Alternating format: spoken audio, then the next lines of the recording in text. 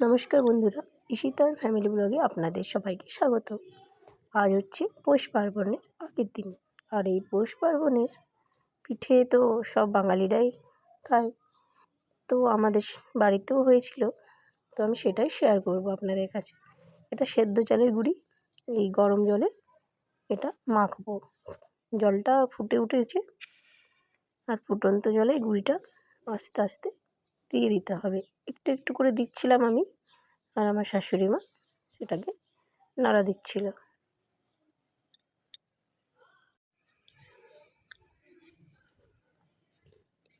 দেখুন, আমার শাশুড়ি মা নাড়া দিচ্ছিল, আর আমার মেয়ে ক্যামেরাটা ধরেছিল। কড়াই এইরকমভাবে নাড়া দিতে দিতে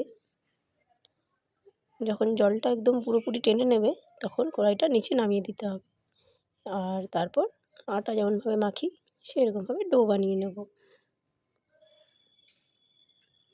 জলটা মোটামুটি টেনে নিয়েছে, শুকনো শুকনো হয়ে গেছে। এবার কড়াইটা নিচে নামিয়ে দেব।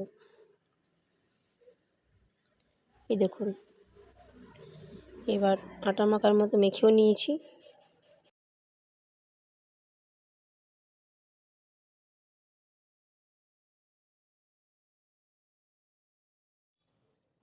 এইখানে আমি পিঠেগুলো গড়ছিলাম। এই দেখুন, গোল গোল করে, তারপর ওটাকে বাটির মতো করে একটা বাটিতে নারকেল গুড় দিয়ে যেটা বানানো হয় চাচির মতো, ওইটা ভরছিলাম। আমি একটাই বানিয়ে দেখালাম। এটা হচ্ছে খোয়া আর গুড় দিয়ে এইভাবে।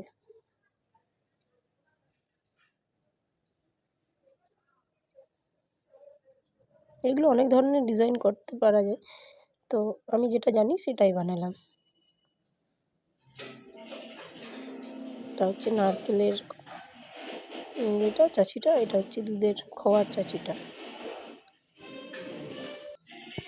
এবার আমার শাশুড়ি মা পিঠেগুলো বানাচ্ছিলেন। এই যে ইডলি বানাই, সেই ইডলি মেকারের মধ্যে দুটো দুটো করে রেখে সেটাকে ভাপ দিয়ে সিদ্ধ করছিলেন।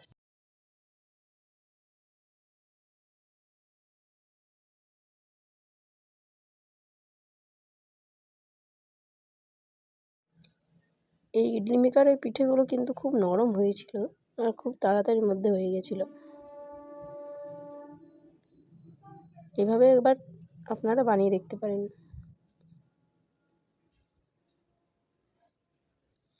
সবগুলো সাজানো হয়ে গেছে, আর এই যে একটু জল দিয়ে এর মধ্যে এটা রেখে দিলাম।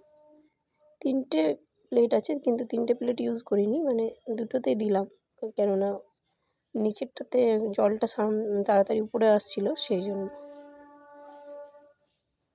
এই যে 15 মিনিট পর ওভেন ঢাকনাগুলো খুলে দিলাম। এবার দেখুন পিঠেগুলো কত সুন্দর নরম হয়েছে। এই যে আমার ছেলে এখন এখানে, আর এটা হচ্ছে আরেক ধরনের পিঠে, এটার নামটা ঠিক জানি না। এটা এই দুধ দিয়ে, এখানে পাটালি গুড় আছে, নারকেলের ক্ষীরটা আছে, আর এই যে এগুলো বানিয়েছিলাম এগুলো দিয়ে। ভিডিওটি ভালো লাগলে অবশ্যই লাইক এবং সাবস্ক্রাইব করবেন, আর পাশে থাকবেন। ধন্যবাদ।